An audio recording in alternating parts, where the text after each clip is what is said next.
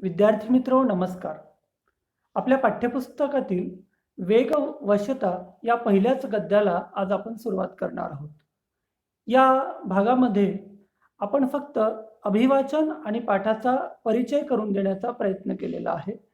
पुढील भागांमध्ये आपण या पाठाविषयीचं स्पष्टीकरण आणि कृती यावर भर देणार आहोत. प्राचार्य शिवाजीराव भोसले यांचं हे गद्य आहे, वेग वशता. या पाठाचा परिचय आपण या ठिकाणी बघणार आहोत. प्राचार्य शिवाजीराव भोसले यांचा जन्म 1927 मध्ये झालेला असून मृत्यू 2010 साली आहे. पाठ परिचयाच्या पूर्वी आपण लेखकाचा परिचय या ठिकाणी जाणून घेत आहोत. शिवाजीराव भोसले हे महाराष्ट्रातील नामवंत वक्ते व सुप्रसिद्ध विचारवंत आणि व्यासंगी लेखक म्हणून प्रसिद्ध आहेत. देशात आणि विदेशात अनेक विषयांवर त्यांच्या व्याख्यानमाला गाजलेल्या आहेत. पुणे येथील वसंत व्याख्यानमालेत सलग 28 वर्ष त्यांनी व्याख्याने दिलेली आहेत. यासोबतच त्यांचे काही ग्रंथ देखील प्रकाशित झालेले आहेत.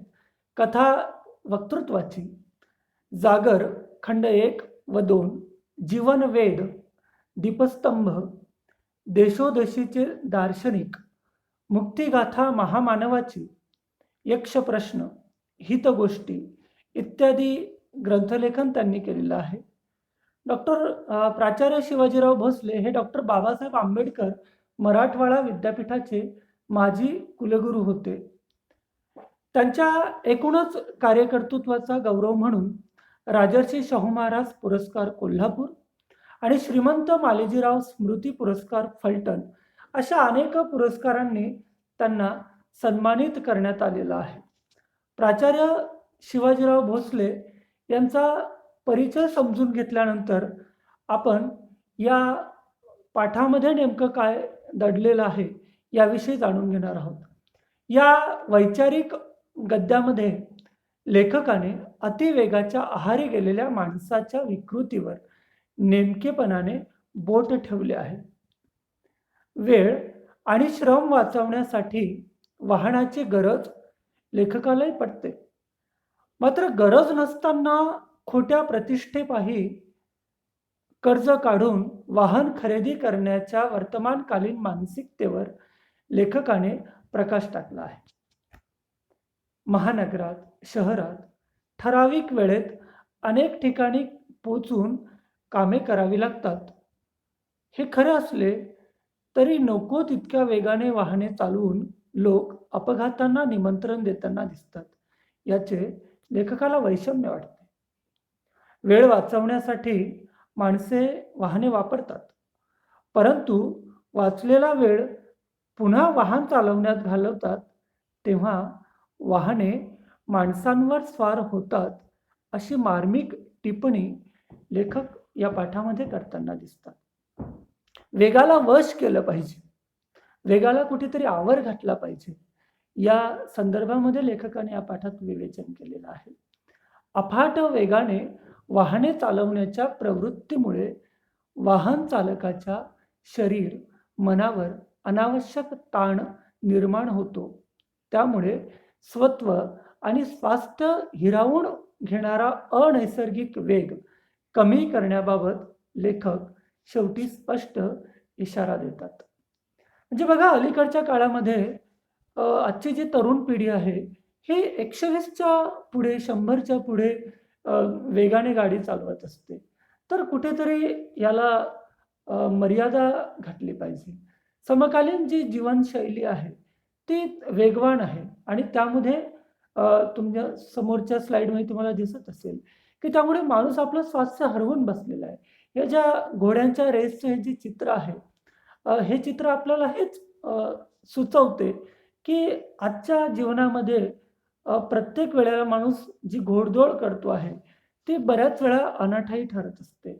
महानगरांमध्ये यासारखी वाहनांची प्रचंड गर्दी असते आणि प्रत्येक वाहनांमध्ये जणू काही शर्यत सुरू असते की आपण मी पुढे गेलो पाहिजे, मी पुढे गेलो पाहिजे. तर आपण आता प्रत्यक्ष आपल्या या वेगवशता या पाठाचं अभिवाचन या ठिकाणी करणार आहोत. गद्याचं शीर्षक आहे वेगवशता. प्राचार्य शिवाजीराव भोसले. वेग हे गतीचे एक रूप आहे. आपले जीवनही स्थिती आणि गती यात विभागलेले आहे. थांबणे, चालणे, धावणे असे हे जीवनचक्र फिरतच असते. आपल्या विचारांनाही गती असते, जिला आपण प्रगती म्हणतो. ती विचारांची गती असते. गतीला जेव्हा दिशा असते तेव्हा ती प्रगती या संज्ञेला प्राप्त ठरते. दिशाविहीन गती ही अधोगती ठरते. आजच्या जीवनात विलक्षण वेगवानता आढळते. रस्ते वाहनांनी व्यापलेले असतात. माणसे घरात राहतात म्हणूनच अल्पकाळ तरी स्थिर राहतात. एरवी गतीपायी अगतिक होतात. अहोरात्र भरारणारी आणि थरारणारी वाहने पाहिली म्हणजे आश्चर्य वाटते. ही आली कुठून, आली कशी आणि कशासाठी? पूर्वी देशोदेशींचा इतिहास घडला. लोकांनी जगप्रवासही केला. पण आजच्या एवढी अवखळ वाहने कुठे दिसत नसत. आता माणूस घरातून दारात आला की वाहनावर आरूढ होतो. वेळ थोडा असतो, कामे बरीच असतात. पायी चालत ती उरकता येत नाहीत. जीवन हे दशदिशांना विभागलेले आहे. मुलांची शाळा एका टोकाला, आपले कार्यालय दुसऱ्या टोकाला, मंडई एका बाजूला, तर दवाखाना दूर कुठल्या तरी दिशेला. जीवनाची ही टोके सांधणार तरी कशी, जोडणार कशी? शेवटी गती ही घ्यावीच लागते. यथाप्रमाण गती ही गरज आहे, पण अप्रमाण, अवास्तव आणि अनावश्यक गती ही विकृती आहे. आपली कामे यथासांग पार पाडावीत एवढा वेग जीवनाला असावा. त्यापेक्षा अधिक वेग म्हणजे अक्षम्य आवेग म्हणावा लागेल. तो आत्मघातकी ठरतो. अमेरिकेसारख्या विकसित देशात माणसे वेगाने जीवन जगतात. घरोघर आणि दरडोई वाहन उपलब्ध असते. रस्ते रुंद, सरळ, निर्विघ्न आणि एकमार्गी असतात. घरे, कार्यालय, बाजारपेठा यात निदान 100 मैलांचे किमान अंतर असते. जवळच्या जवळ सगळे असे सहसा नसते. अंतरावरच्या गोष्टींशी जवळीक साधण्यासाठी दूरवर जावे लागते. यातून माणसात दुरावा निर्माण होतो. तो जाचदायक आणि असह्य होऊ नये म्हणून वेगाचा आश्रय घेतला जातो. वेगामुळे माणसे बेभान होतात. भान हरपले म्हणजे अस्वस्थता विरून जाते. वेगात एक बेहोशी असते.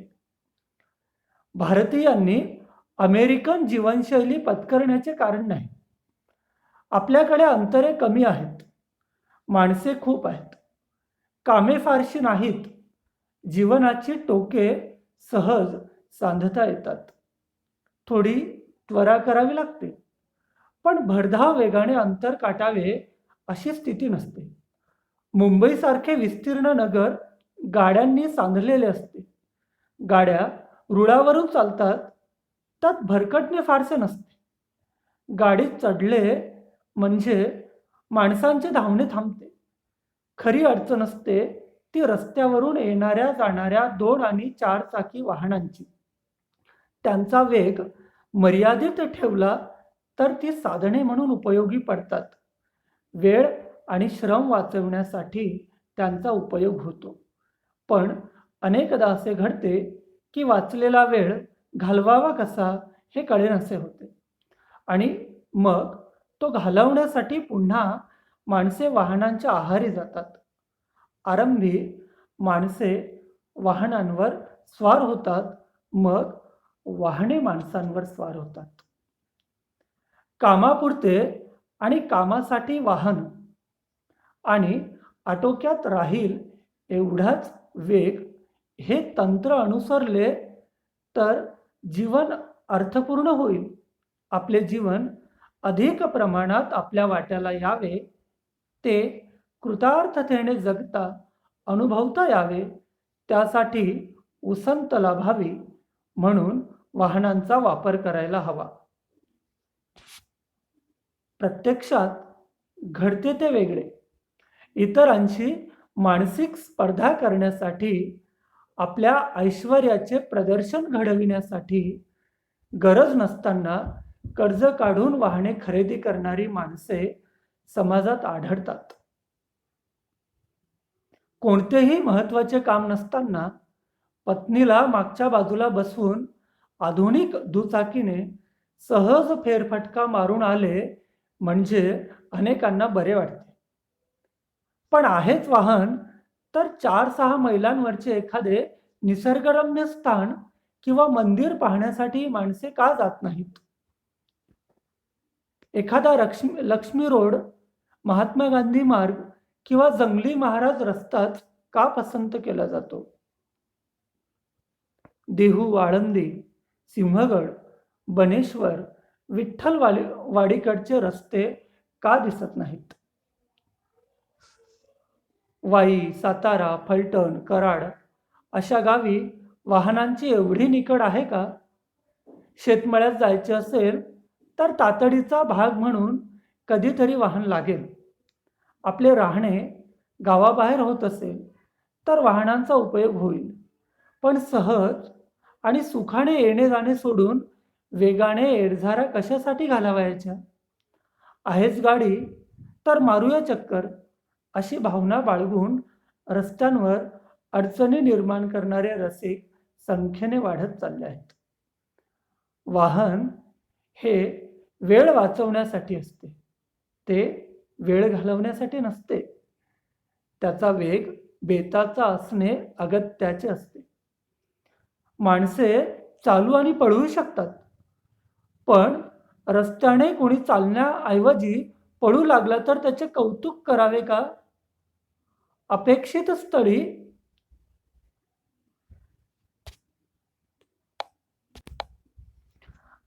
स्थळी वेळेवर पोचता येईल अशा बेताने वाहने चालवण्याऐवजी उगाचच भरधाव सेकंदाने चालवण्यात औचित्य ते कोणते?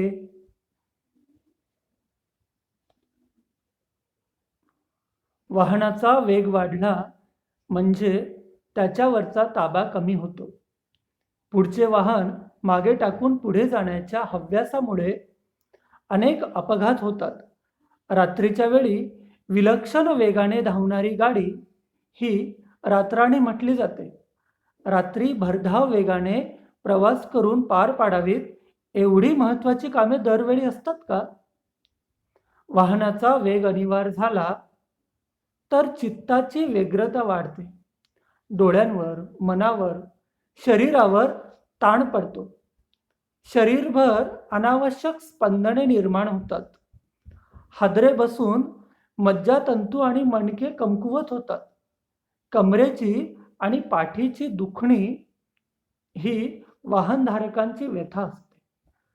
बसणे आणि उठणे, चढणे, उतरणे, चालणे, वळणे, वर खाली पाहणे या मुक्त हालचालींचे संगीत विसरून स्वतःला वाहनाशी जखडून ठेवणे आणि वाहनाचा वेग अंगीकारून आपल्या शरीर व्यापारात अडथळे निर्माण करणे हे धोरण निसर्गविरोधी आहे. आरोग्याची हानी करणारे आहे. वाढता वेग म्हणजे ताण. जीवनातले ताणतणाव वाढवून पोचणार तरी कोठे? आपले स्वत्व आणि स्वस्थता हिरावून घेणारा अस्वाभाविक वेग कमी करणे हे आपले कर्तव्य आहे.